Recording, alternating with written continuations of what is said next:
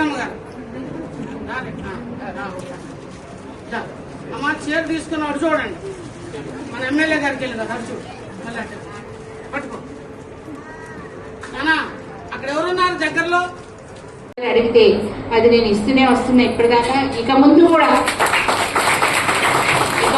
మీ ఆశీర్వాదం ఇలానే ఉండాలి. ఎందుకంటే ఇక్కడ పాలిటిక్స్ కాదు, కానీ ఏ ప్రభుత్వం అయితే మన క్రైస్తవులకి అండదండలుగా ఉంటుందో, ఎవరి వల్ల అయితే మన అందరికీ తెలుసు బయట ఎట్లా ఉంది, మతోన్మాదం, కుల పిచ్చి అన్ని పెరిగిపోతా ఉన్నాయి, అందరి మీద దాడులు జరుగుతూ ఉన్నాయి. క్రైస్తవులు అంటేనే చర్చిలోకి వెళ్ళి పాస్టర్లను కొట్టడం కానీ, తగలబెట్టడాలు కానీ, ఇలాంటి ఎన్నో అనమాట. అంతకుముందు లేదు, అందరం అన్నదమ్ముల్లా కలిసిమెలిసి ఉన్నాం.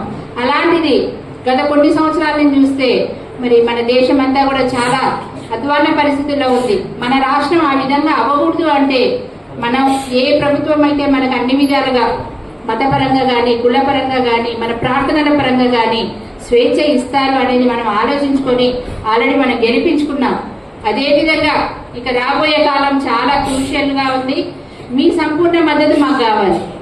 మీరు కనుక ఇప్పుడు వచ్చే ఎన్నికల్లో మమ్మల్ని ఆశీర్వదిస్తే మీకు వచ్చే ప్రతి పథకం కానీ, ప్రతి రూపాయి కానీ మీకు మరి వస్తుందని నేను మీకు మనవి చేసుకుంటూ, ఇప్పుడు ఎన్నికల కోడ్ కనుక నేను ఏమి చెప్పకూడదు, మేము ఇచ్చే పథకాలు అట్లాంటివన్నీ ఏమి చెప్పకూడదు. కానీ మనందరికీ తెలుసు ప్రభుత్వం తరఫున మనకి ఏమేమి ఇప్పటి వరకు అందినాయి, ఇంకా రాబోయే కాలంలో ఏమేమి అందబోతున్నాయి అన్నీ తెలుసు. కనుక మీరు కూడా అదే దిశగా ఆలోచించుకొని మంచి నిర్ణయం తీసుకొని మరి మాకు సంపూర్ణ మద్దతు ఇవ్వాలని కోరుకుంటూ, అలాగే సదా నేను కానీ దయానంద్ గారు కానీ మీకు అందుబాటులో ఉంటూ మీ ఏ అవసరతలైనా కూడా దేవుడు మంచిగా ఆశీర్వదిస్తే మంచిగా మీకు ఎప్పుడు అంటే మేము పదవిలో లేకపోయినా కూడా మీకు అండదండలుగానే ఉన్నాము. ఇక ముందు రాబోయే కాలంలో కూడా ఇప్పుడు అలానే ఉన్నాం, రాబోయే కాలంలో కూడా మీకు అలానే ఉంటాం. ఎందుకంటే పదవులు అనేవి ఇవాళ ఉంటాయి, రేపు ఉండవు.